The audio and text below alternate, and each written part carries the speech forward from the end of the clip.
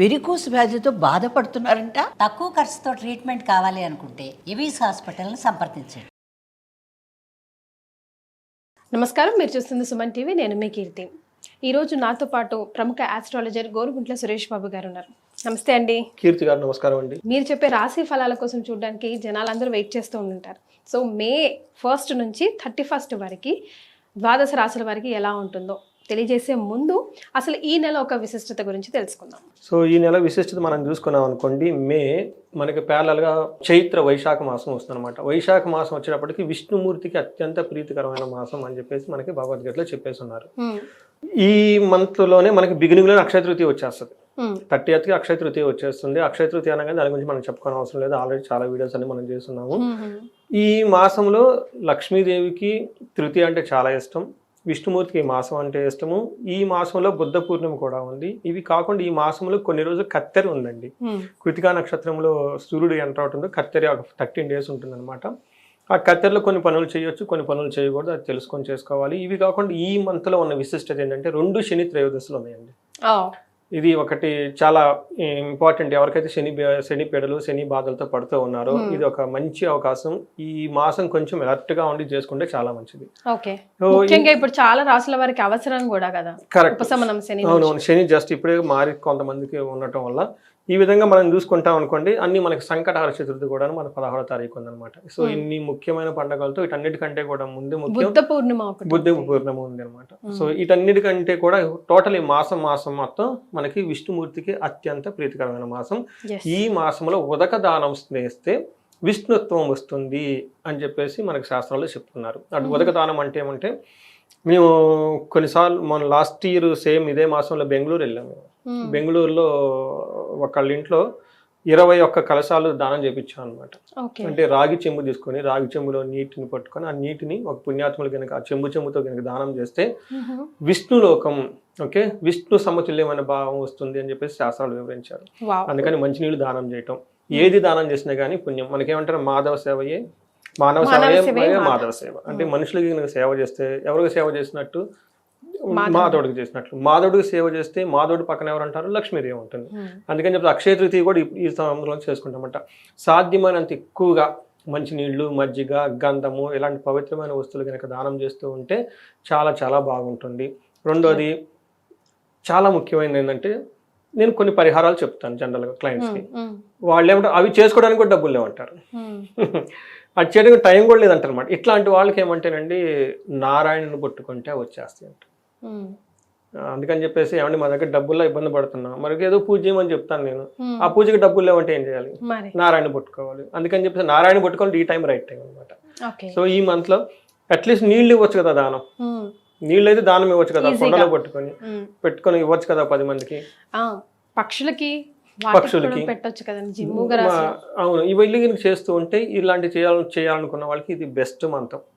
ఈ మాసం అత్యంత ఉత్తమమైన మాసం అని మనం చెప్పుకోవాలండి. సో మరి సురేష్ బాబు గారు, మే నెలలో మేషరాశి వారికి ఎలా ఉంటుందో తెలియజేస్తారా? సో ఈ మంత్ లో ఉన్న విశిష్టత ఏంటంటే, మేము 2 గ్రహాలు మారినాయండి, మిగతా ఏ గ్రహాలు మారలేదనమాట. అందులోనూ మనం మోస్ట్ ఇంపార్టెంట్ గా చర్చించుకోవాల్సింది సూర్యుడి గురించి ఎక్కువ చర్చించుకోవాలన్నమాట. అంటే ఒకే ఒక గ్రహం వీళ్ళకి ఇంపార్టెన్స్ తీసుకొస్తుంది. లాస్ట్ మంత్ కంపేర్ చేస్తే అది కూడా సూర్యుడి వల్ల చేంజెస్ ఉంటుంది అనమాట.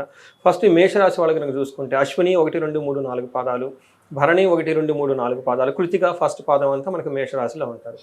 పేరు బలంగా కనుక చూసుకుంటే చూ, చే, చో, లా, లీ, లు, లే, లో, ఆ అన్న అక్షరాలంతా కూడా మనకి మేషరాశిలో ఉంటారు. ఇందులో మేజర్గా మూవ్ అయ్యే గ్రహం ఏమైనా ఉందంటే మే 14th వీళ్ళకి వృషభ రాశిలోకి సూర్యుడు ఎంటర్ అవుతున్నారు అనమాట. మిగతా ప్లానెట్స్ అన్ని అవన్నీ యాస్టేజ్కి అంతకుముందే ఉన్నాయి. తర్వాత మనకి మేజర్ చెప్పుకోలేదు, బుధుడు వాళ్ళు మేషంలోనే ఉన్నారు, శుక్రుడు మీనంలో ఉన్నారు, కుజుడు కూడాను కర్కాటక రాశిలో ఉన్నారు. ఈ యొక్క గ్రహాల్లో పెద్ద తేడా అయితే ఏమీ లేదనమాట. మనకి ఈ సూర్యుడు మారటం వల్ల వీళ్ళకి ఏమవుతుంది, సూర్యుడు ఫస్ట్ హౌస్లో కానీ 12th హౌస్లో అంత యోగ్యతను ఎవరు అని చెప్తారు. కానీ 2nd హౌస్లో ధనం తీసుకొని వస్తారు, చాలా యోగ్యతగా ఉంటుంది. అయితే రావాల్సిన ధనం ఆగిపోయే అవకాశం ఎక్కువగా ఉంది శుక్రుడి వల్ల, లేదంటే లేడీస్ ద్వారా, లేదంటే జెంట్స్ అయితేనేమో లేడీస్ ద్వారా, లేడీస్ అయితే జెంట్స్ ద్వారా వీళ్ళకి రావాల్సిన విషయాల్లో డబ్బులు రాకుండా అవకాశం ఎక్కువగా ఉందన్నమాట. కేతు వీళ్ళకి శుక్రుడికి వేద ఉండటం వల్ల ధనం విషయంలో వీళ్ళు రావాలి అని ఏమైనా అనుకుంటే అది రాదు. తర్వాత శత్రువులపైన వీళ్ళకి విజయం ఉంటుంది. ఓవరాల్గా అయితే ధనం అయితే ప్రవాహం బాగుంటుంది. ఇంకొకటి శని వీళ్ళకి గురువు కూడాను వీళ్ళకి 2వ ఇంట్లో ఉండి అంత మంచి యోగ్యతను ఇవ్వటం లేదు.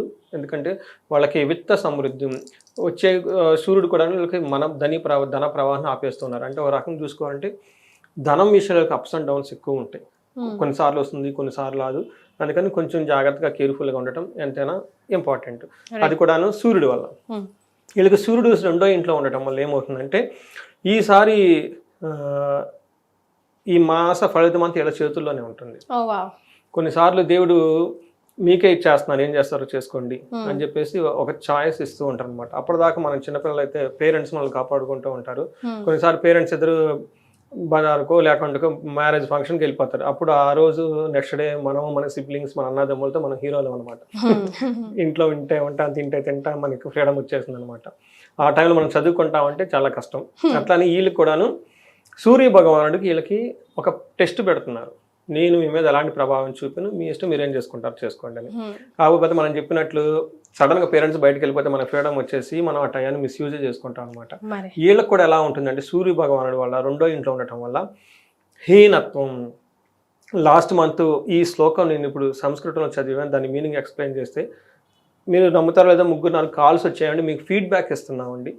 ఎందుకంటే మీరు ఫీడ్బ్యాక్ ఇస్తే ఏం జరుగుతుందో నెక్స్ట్ చెప్పడానికి బాగుంటుంది కదండి. మీ రాశి ఫలం చూసామండి, మీరు ఏదైతే చెప్పారో అది జరిగిందండి.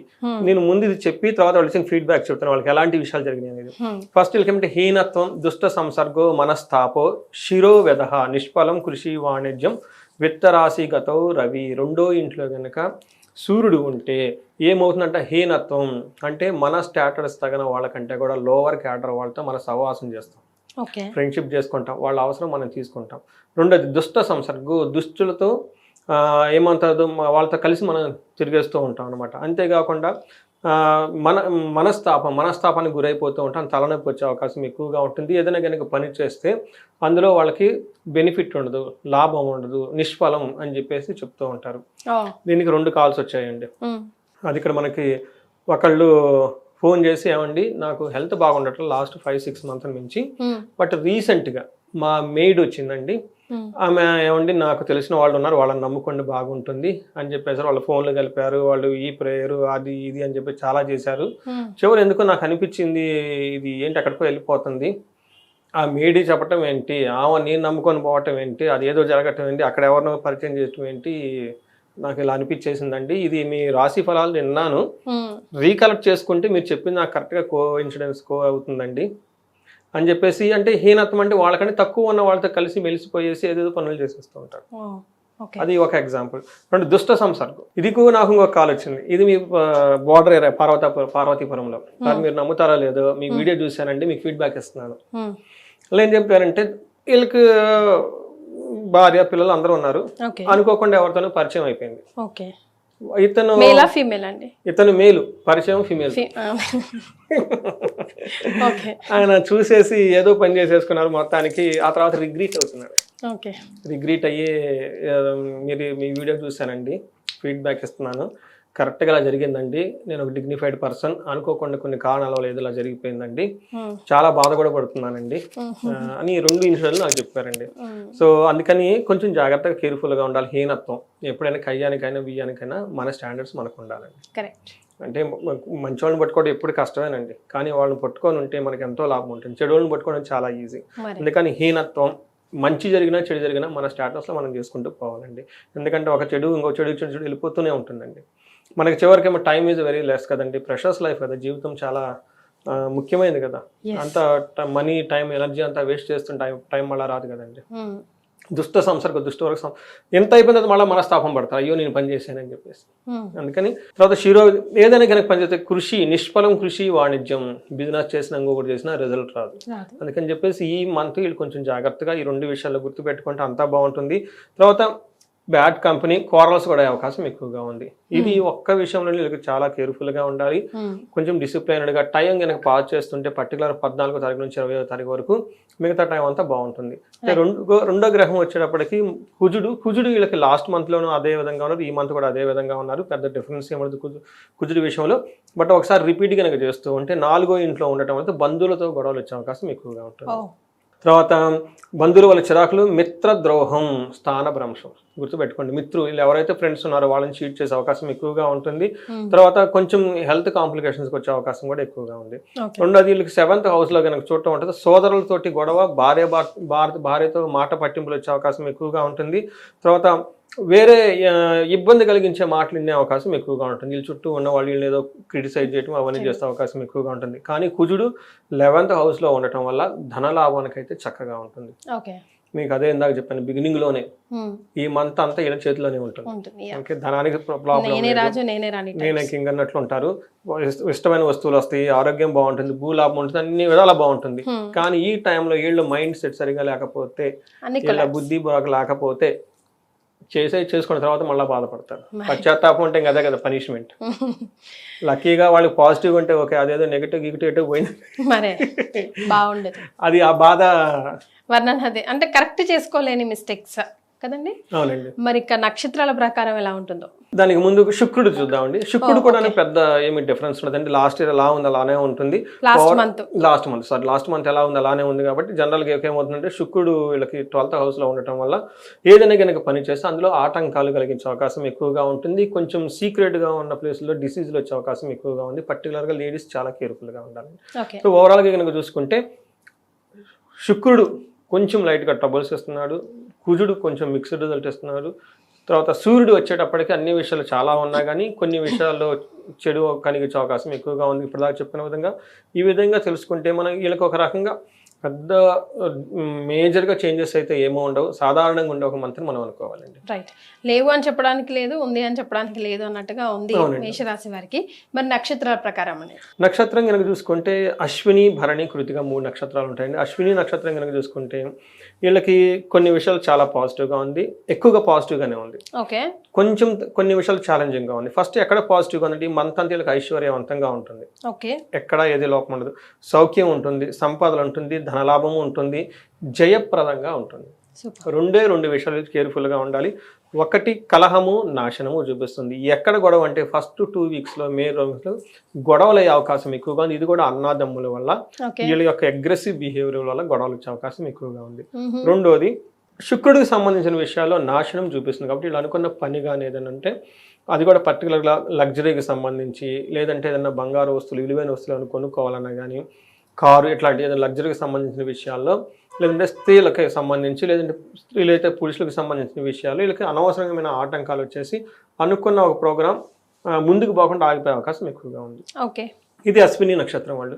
మనకి భరణి నక్షత్రం కనుక చూసుకుంటే ఈ మాసం అంతా వీళ్ళకి ఫస్ట్ ఐశ్వర్యవంతంగా ఉంటుంది, సంపదలు ఉంటాయి.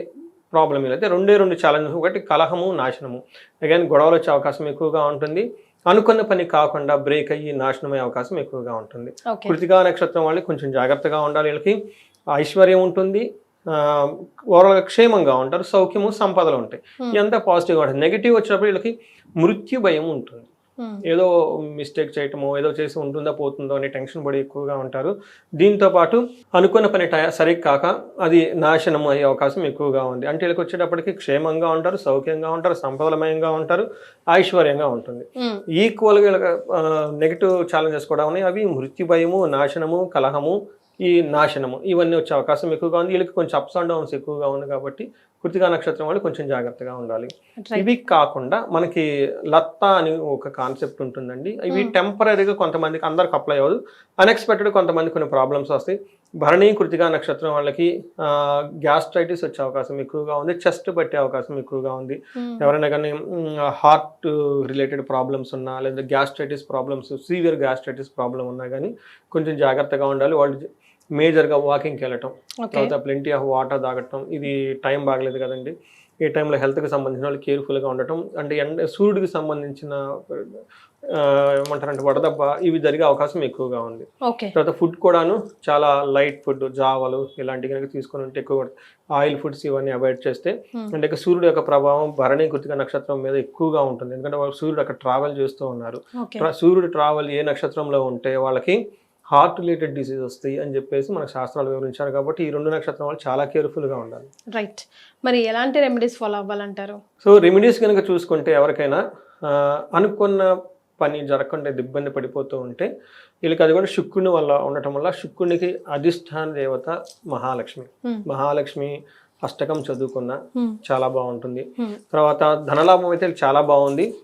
గొడవలు అయ్యే అవకాశం ఎక్కువగా ఉంది కుజునులు. అందుకని సుబ్రహ్మణ్యేశ్వర స్వామి మనకి భుజంగ స్తోత్రం కానీ సుబ్రహ్మణ్యేశ్వర స్వామి గుడికి విజిట్ చేయటము, కందుల్ని 1 కేజీ బావు దానం చేస్తూ ఉంటే చాలా బాగుంటుంది. నేను చాలా చాలా హ్యాపీ ఏంటంటేనండి, 2 రకాల హ్యాపీ.